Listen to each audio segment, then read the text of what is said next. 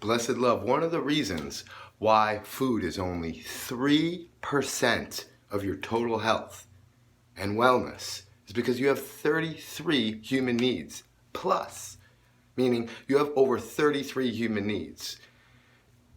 An example is, if you don't have freedom, then is food really valuable to you? If you don't have security, is food valuable to you? If your friends and family are super upset or angry with you, or unfortunate events of human death, what happens about food? We don't want to eat. I could keep on naming them. Without exercise, we can't get food properly into our digestive system. In fact, if you look up the definition of food, food is actually all of these things I'm saying. It's a way to nourish your body. We can't count on just putting something in our mouth and chewing, which is eating, as food. Sunlight is food. Sunlight is actually real food. We get vitamin D into our body. It's an amazing thing how complex our human system is. How could we think that getting sunlight is not as important as food? I know what you're saying, you're not gonna die if you don't get any sunlight, but really, do the research. If you got no sunlight whatsoever, that could be quite dangerous. It might not be as quickly as it might not get dangerous as quickly as without food, but I'll tell you it would get quite dangerous. Here's another thing. Not just breathing, but deep breathing. Try and last breathing. And that's the way we breathe when we get super stressed out or tense. When you're stressed, your digestive system is not working properly. It's one of my big points that skip a meal or two if you have to because you're super stressed and filled with anxiety.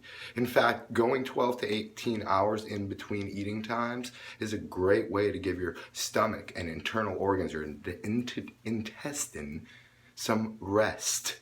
It's just like exercise with the muscle. Number one, we don't get enough exercise in our intestinal tract by not eating enough fiber. But number two, we need it to rest. So no matter what you're eating, taking a 12 to 18 hour break from eating, and it doesn't have to be overnight, it could be, which is also termed intermittent fasting.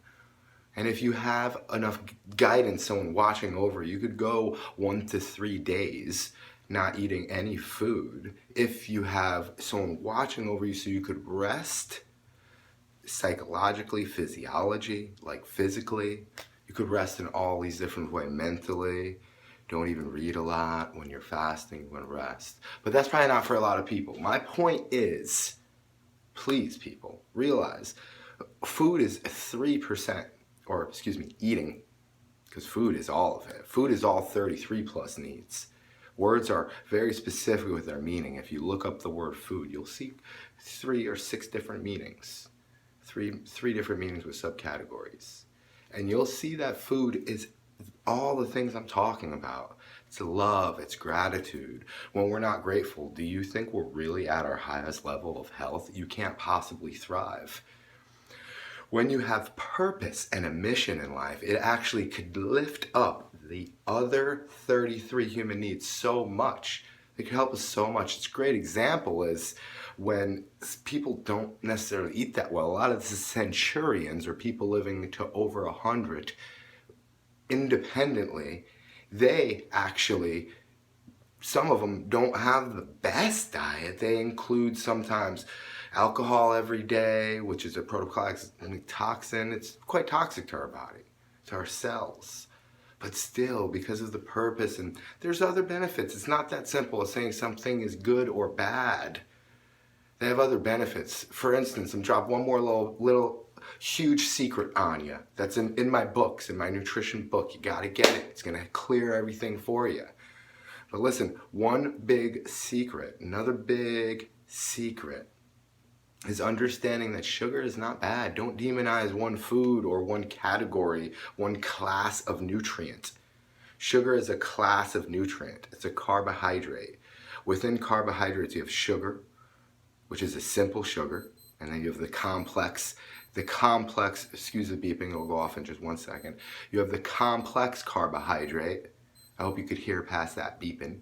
You have the simple sugar, the complex carbohydrate, and you have fiber. These are all sugars. Your brain and every cell in your body gets run off of sugar. Refined sugar or whole food sugar. They are, yes, the same thing. They are not a different sugar. What makes them different, or the food around them different, is the other 5 classes of nutrient that we don't have. AKA, when you have sugarcane juice fresh or bite on the sugarcane, you have all 6 classes of nutrient. Come on, guys, you know a little bit about food. You know the classes of nutrients, right? You have your calorie-containing classes of nutrients: fat, carbohydrate, and protein. For all those of you that love protein so much and you need it so much and you're looking for it, how many grams do you need a day? How much do you need? How many grams are in a piece of food? If you don't know those things, don't be so concerned about getting it. Read the nutrition book, clear it all up for you. 3 calorie-containing sources of classes of nutrient: carb, fat, protein. The other 3 to make up the total of 6 classes of nutrients are vitamins, minerals, and water. I've been teaching this for 20 years, people. I'm amazed in college people don't understand this simple thing of classes of nutrient of food. And I don't want to make it confusing. I just want you to know you get all 6 of those classes of essential nutrient. You need them to live. Yes, sugar, you need to live. You get all of them in sugarcane. You get vitamins, minerals, water. You get protein. You get fat. You get carbohydrate. And quite an acceptable balance. Ratio. Now, the important thing to understand is the difference of the refined sugar. When we refine that sugar cane a little bit, made it into juice, it still has magnesium, minerals, potassium. It has fiber in it to clean, sweep our body. Yes, the juice still has a little fiber in it. It has proteins in it. It has fats in it. Very little bit, mainly carbohydrate. Some great nutrition in there, I'm telling you, and it tastes delicious. So when we start refining that, the first step is we would put that out and dehydrate it. What class of essential nutrients did we remove when we dehydrate it? What? So say it out loud. Yes, water. We remove the water from the other 6 classes of nutrient when we start to dehydrate it.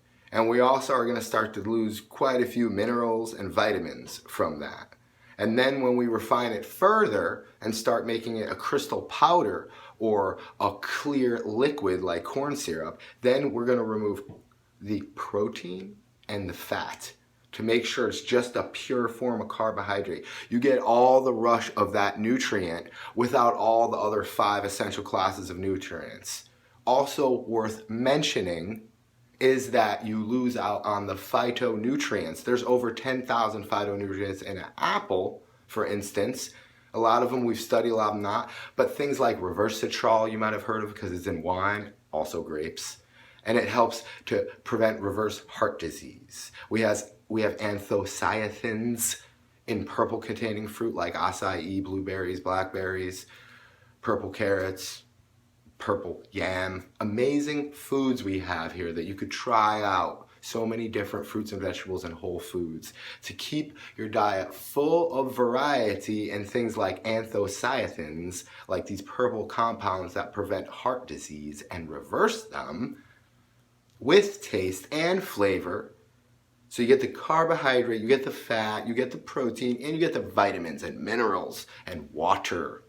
Especially when you're eating a plentiful amount or plethora of fruits and vegetables. They're the only food that contains skyrocketing amounts of water. Even a banana is 74% water. Watermelon is 95%, and a cucumber is 96% water according to the USDA. This stuff is all at our fingertips, this information. But I have studied it for 20 years. I'm telling you, I know there's a lot of misinformation out there.